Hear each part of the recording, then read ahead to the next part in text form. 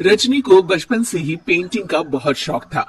वो हमेशा से ही पेंटर बनना चाहती थी, पर उसके माँ और पिताजी ने उसको कभी भी इस चीज के लिए सपोर्ट नहीं किया और उसकी शादी नीरव से हो गई। नीरव रजनी को बहुत प्यार करता था, पर रजनी हमेशा चुपचाप ही रहती। वो इस शादी से खुश नहीं थी। वो ये शादी नहीं करना चाहती थी। उसे तो हमेशा से पेंटर जो बनना था। अपने इस सपने को वो नहीं पूरा कर पाई, इसलिए वो हमेशा उदास रहती थी। रजनी, बहुत ही बढ़िया फिल्म लगी है, कल देखने चले? नहीं जी, कल मुझे बहुत काम है, मैं नहीं जा पाऊंगी। अच्छा तो कोई बात नहीं, संडे को चलते हैं। देखिए, मुझे फिल्म देखना पसंद नहीं है, आपको जाना है तो चली जाइए। नीरव को मना करके रजनी वहां से चली जाती है और अपने बैग को खोलकर उसमें बंद पड़े ब्रश और कलर्स को देखकर रोने लगती है। रजनी, चलो ना कहीं बाहर खाने चलते हैं, कुछ तुम्हारी पसंद का। जी मुझे नहीं जाना, मेरी तबीयत ठीक नहीं है। रजनी वहां से चली जाती है। नीरू को समझ नहीं आता कि रजनी उससे इतना दूर क्यों रहती है। वो जब भी उसके साथ वक्त बिताना चाहता है, रजनी कोई ना कोई बहाना बना देती है। एक दिन घर पर कोई नहीं था। रजनी घर का सारा काम जल्दी से खत्म कर लेती है। घर पर अकेले होने के कारण वो सोचती है कि वो आज पेंटिंग करेगी। वो अपने कमरे में जाकर पेंट ब्रशेस और कलर्स निकालकर जैसे ही कलर मिक्स कर रही होती है कि दरवाजे पर बेल बज जाती है। अब कौन आ गया इस वक्त? इतनी मुश्किल से तो मुझे पेंट करने का मौका मिला है। रजनी दरवाजा खोलती है तो उसकी सास अपनी सहेलियों के साथ खड़ी होती है और सब घर के अंदर आ जाते हैं। अरे बहू, सबको शरबत बनाकर पिला दे, बाहर तो बड़ी गर्मी है। उफ।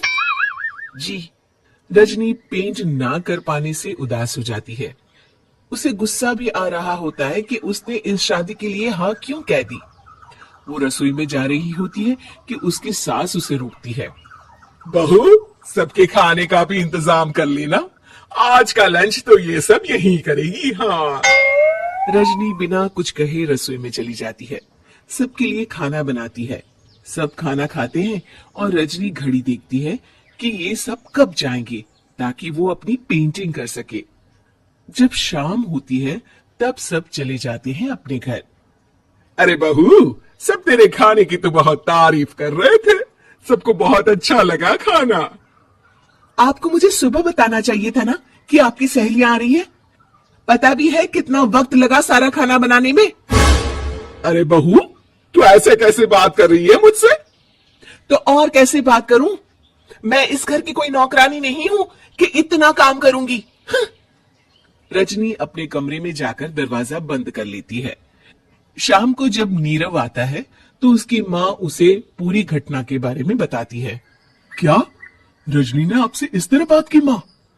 हाँ, और पता नहीं उसे क्या हो गया है, शाम से बाहर भी नहीं आई है। मैंने तो कई बार आवाज दी, खाना भी नहीं खाया उसने। तू ही बात करके देख ले बेटा। नीरव अपने कमरे का दरवाजा खटखटाता है। रजनी, दरवाजा खोलो, मैं हूं। रजनी दरवाजा खोलती है और फिर वापस जाकर अपने बिस्तर पर लेट जाती है।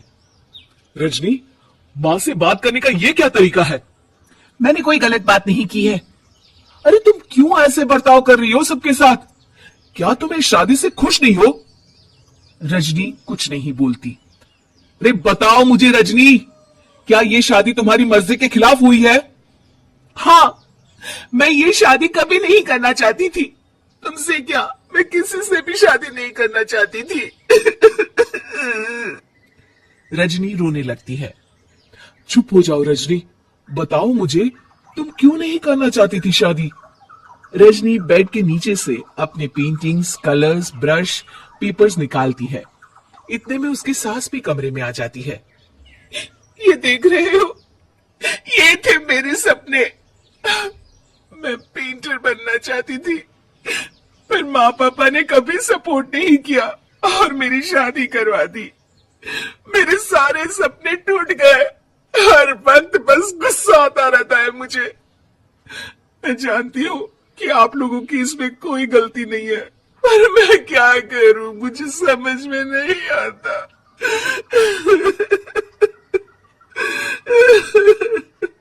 रजनी फूट फूट कर रोने लगती है।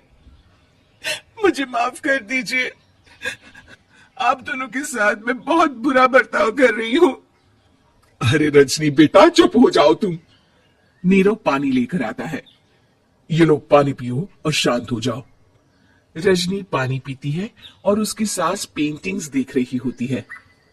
अरे नीरव, हमें तो पता ही नहीं था कि हमारी बहू कलाकार है। अरे कितनी अच्छी पेंटिंग्स बनाई है, देखो तो। ये वाली तो मैं अपने कमरे में ले जाऊंगी। आपको ये पेंटिंग्स अच्छी लगी? अच्छी नहीं, बहुत अच्छी लगी। और तुमने हमें बताया क्यों नहीं? तुम जब चाहे पेंटिंग कर सकती हो रजनी। हम तुम्हारे सपनों को पूरा करने में तुम्हारा पूरा साथ देंगे।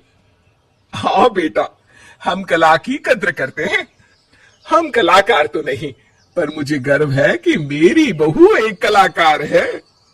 रजनी, नीरव और सास तीनों हंस पड़ते।